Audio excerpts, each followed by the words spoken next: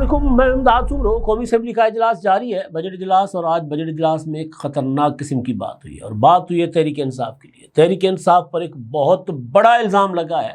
اور الزام لگانے والا کوئی اور نہیں ہے، پیپلز پارٹی کا چیئرمین بلاول بھٹو زرداری ہے، جس نے پی ٹی آئی پر یہ الزام لگایا ہے کہ پی ٹی آئی بھارت سے فنڈنگ لیتی رہی ہے، بھارت سے۔ یہ الزام بلاول بھٹو زرداری لگا رہے ہیں۔ بلاول بھٹو اپنا جو مشن تھا وہ کمپلیٹ کر کے واپس آیا پاکستان، اور آج انہوں نے قومی اسمبلی میں اپنی رپورٹ بھی پیش کی، ایک طرح سے بتایا کہ دورے سے کیا کیا حاصل ہوا ہے،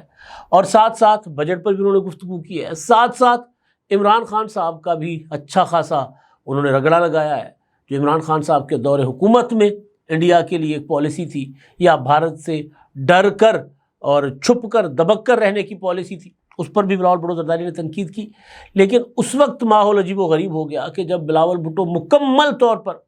بھارت کے خلاف بات کر رہے تھے، تو تحریک انصاف کے لوگوں نے احتجاج کرنا شروع کر دیا، جس پر اسپیکر نے ان کو روکنے کی کوشش کی۔ تو بلاول بھٹو زرداری صاحب نے کہا کہ میں تو مودی کے خلاف بات کر رہا ہوں، میں ان کے خلاف بات تو نہیں کر رہا، اور یہ بھی کہہ دیا کہ یہ تو مودی بھارت سے فنڈنگ لیتے رہے۔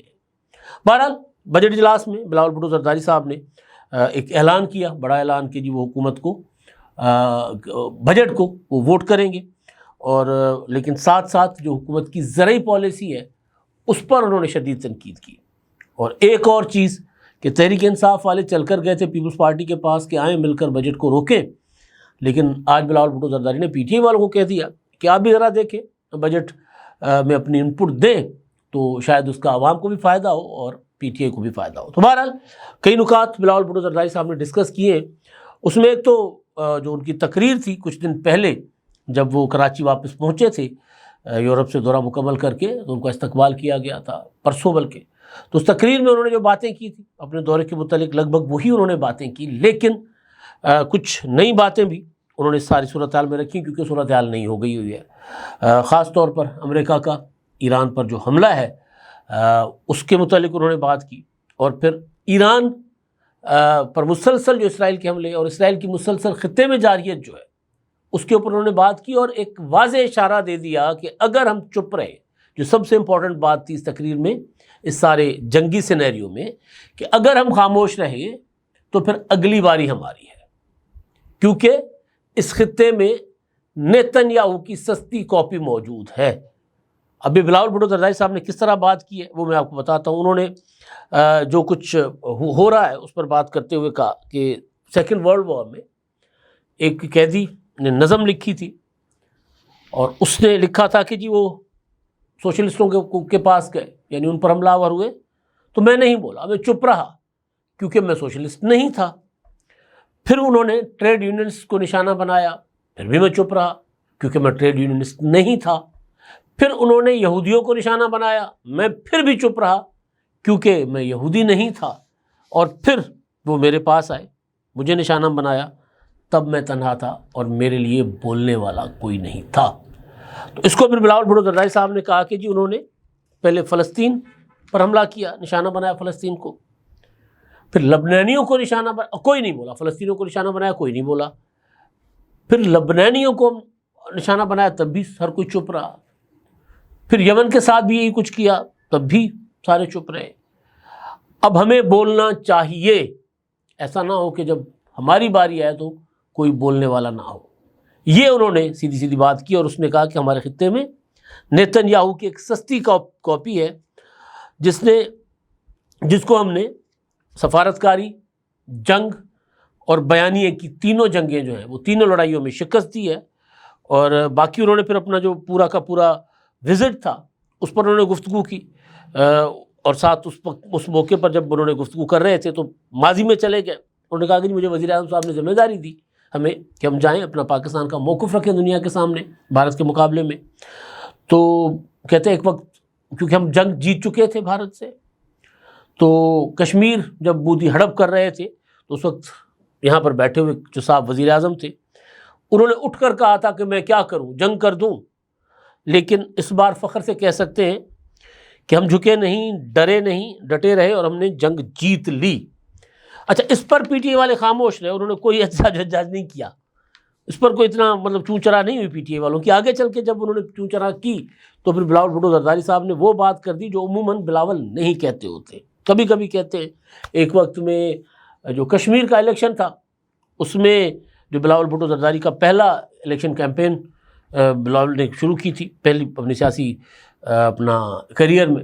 تو اس میں انہوں نے نواز شریف کو مودی کا یار کہا تھا, نعرے لگوائے تھے. تو اس کے بعد بڑے عرصے تک وہ بلاول بھٹو زرداری اس طرح کی سیاست نہیں کرتے رہے, لیکن اب پھر انہوں نے بھارت سے فنڈنگ لینے کا پی ٹی آئی پر الزام لگایا. لیکن پی ٹی آئی والے اس وقت کیوں بولے؟ عمران خان کے اوپر تنقید ہو رہی تھی تو وہ نہیں بولے تھے, چپ کر کے بیٹھے ہوئے تھے. تو انہوں نے کہا کہ انہوں نے کہا کہ جی ہم نے جنگ جیتی. جو عمران خان کی حکومت تھی انہوں نے بھارتی جارحیت کا جواب کیا دیا کہ کشمیر ہائی وے کا نام سری نگر ہائی وے رکھ دیا اور کہا کہ ہر جمعہ نواز کے بعد ہم کھڑے ہو جائیں گے, یہ اعلان کیا. اور اس حکومت کا جواب یہ تھا کہ 6 جہاز ہم نے گرائے اور بھارت کو جنگ بندی پر مجبور کیا. خان صاحب کی حکومت میں بھارت زور شور سے کہہ رہا تھا کہ کشمیر ہمارا ہے, یہ دو طرفہ مسئلہ نہیں ہے. جبکہ انہوں نے کہا کہ اب جب میں عالمی ثالثی کے لیے عالمی اپنا دورے پر تھا تو پوری دنیا یہ بات بشمول صدر اقوام متحدہ سب نے تسلیم کی کہ کشمیر جو ہے وہ ایک متنازع مسئلہ ہے, اس کو حل ہونا چاہیے. انہوں نے کہا چلے ان کے تسلیم کرنے نہ کرنے سے شاید اتنا بڑا فرق نہ پڑے. بذات خود بھارت اور مودی بھی یہ تسلیم کر رہے ہیں کہ کشمیر پاکستان اور بھارت کے درمیان ایک تنازع ہے, بائل لیٹرل ایشو ہے. لیکن عمران خان کے دور میں وہ کیا کہتے تھے, کشمیر کا مسئلہ ختم ہو چکا ہوا ہے, کشمیر تو بھارت کا اٹوٹ انگ ہے اور ہم تو اب آزاد کشمیر لیں گے. لیکن اب وہ کیا کہہ رہا ہے, اب بھارت کہہ رہا ہے کہ کشمیر متنازع ایشو ہے. تو بلاول نے کہا یہ ہماری بڑی کامیابی, پہلی کامیابی جنگ کی, دوسری کامیابی ہم نے یہ ان سے لی. اور تیسری جو دہشت گردی کا معاملہ تھا اس میں انہوں نے کہا کہ پوری دنیا کو بھارت یہ باور کرانے کی کوشش کر رہا تھا کہ پاکستان جو ہے وہ ایک دہشت گرد ملک ہے اور اب اپنا دہشت گردستان پاکستان کو ڈکلیئر کیا جائے. لیکن دنیا نے بھارت کی بات نہیں مانی. انہوں نے کہا کہ سندھو طاس پر حملہ کیا بھارت نے اور معطل کر دیا سندھو طاس, مگر اور پانی روکنے کی دھمکی دی. اقوام متحدہ کے چارٹر کے خلاف ہے یہ, اور کسی بھی ملک کا پانی روکنا اعلان جنگ کے مترادف ہوتا ہے. میں کہتے ہیں کہ اگر بھارت نے ہمارا پانی روکا تو اس وقت تو ہمارے 3 دریا ہیں نا جو ہمارے حصے کے ہیں,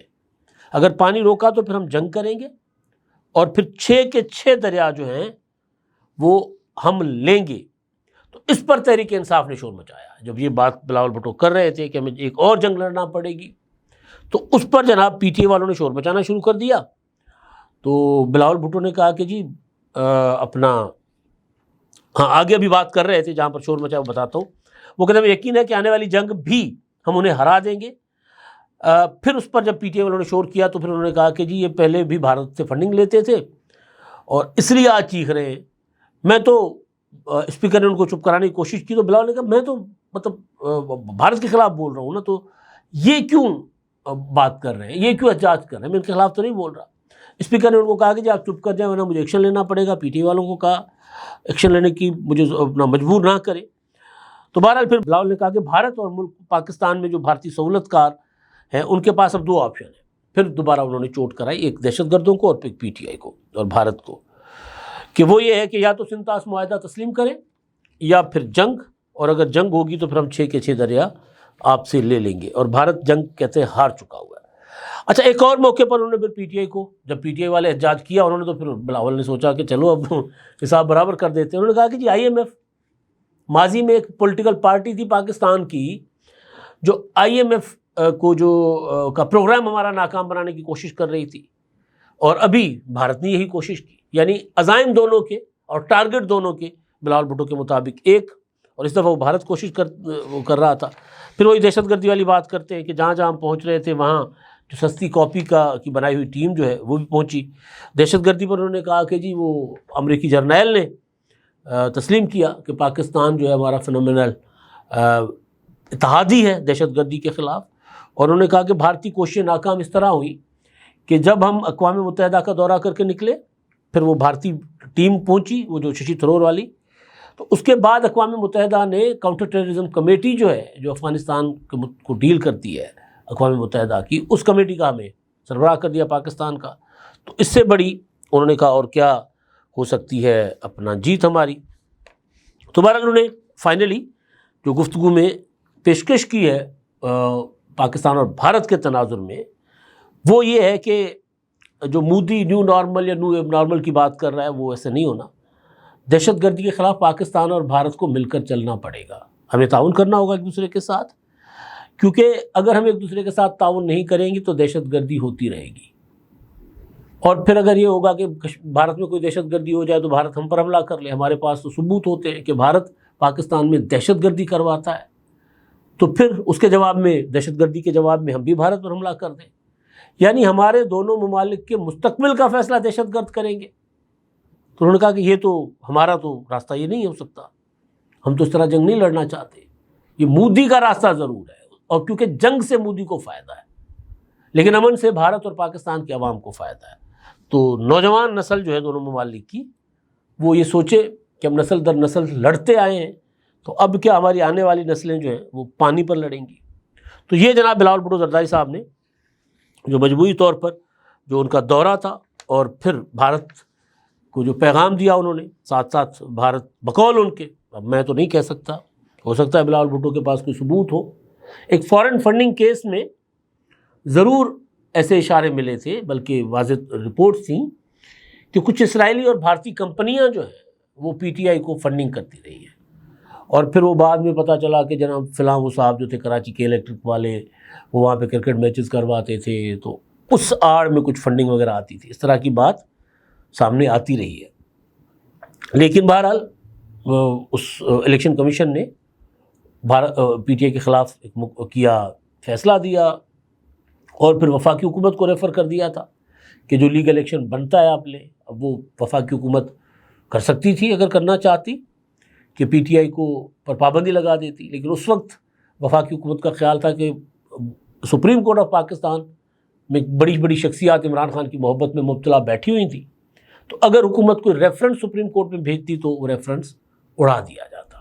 بیچ میں آپ کو یاد ہوگا کہ عطا تارڑ صاحب نے پی ڈی ایم کی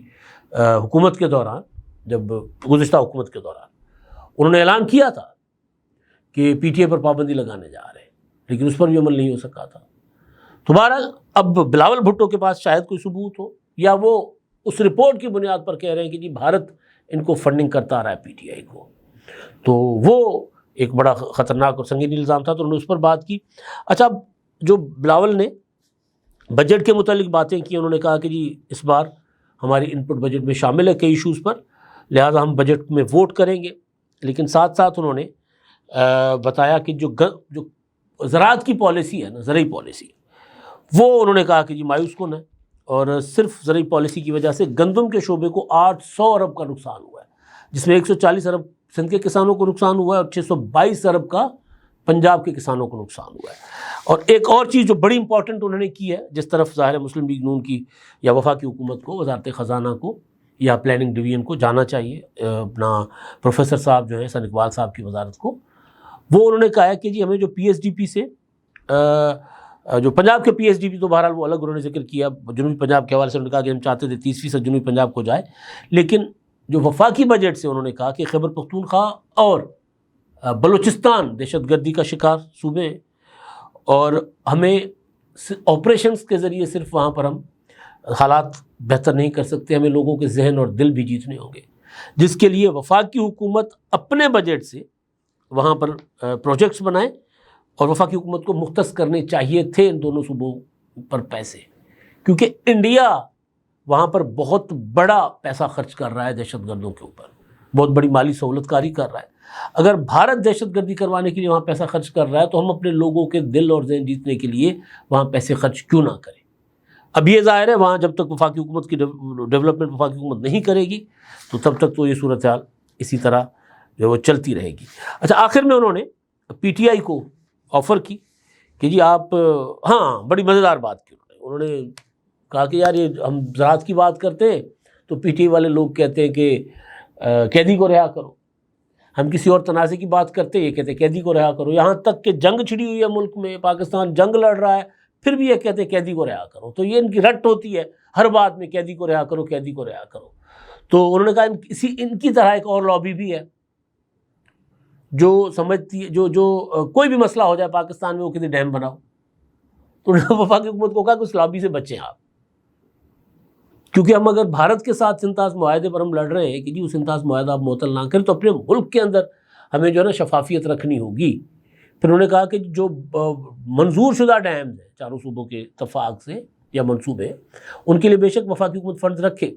لیکن متنازع جو منصوبے ان کو نہ چھیڑیں۔ ہمیں ڈرپ اریگیشن کی طرف جانا ہوگا، پھر ہم اس سے چولستان ریگستان آباد کریں، تھرکا ریگستان آباد کریں، لیکن ڈرپ اریگیشن والی سائڈ پہ۔ تو یہ بڑی انہوں نے امپورٹنٹ بات کی کہ وہ ایک لابی جو ہر بات پہ کہتی ہے کہ جی ڈیم بناؤ۔ مجھے یاد ہے 2010 میں سیلاب آئے تھے، کہا گیا کالا باغ ڈیم ہوتا تو سیلاب نہ آتے۔ میں ان کو بتاتا تھا کہ اگر کالا باغ ڈیم ہوتا تو زیادہ خطرناک سیلاب آتے، کیونکہ ڈیم ہمارے پاس بھرے ہوتے، فلش فلڈنگ ہوئی تھی، اچانک پانی آیا تھا، پانی پہاڑوں پر چڑھ گیا تھا، کون سا ڈیم روکتا، پتہ نہیں کیا صورتحال بن جاتی۔ تو بہرحال وہ لابی واقعی بہت بڑی خطرناک ہوتی ہے۔ اپنا ڈراؤٹ ہو تو 5 سال پانی نہ آئے تو کہتے ڈیم ہوتا، فلڈ آئے تو کہتے ڈیم آتا، تو ہر صورت میں وہ ڈیم کی بات کرتے ہیں۔ تو بہرحال بلاول بھٹو زرداری صاحب کی یہ جو تقریر تھی، جس میں انہوں نے واضح طور پر کہا کہ جی ہم نے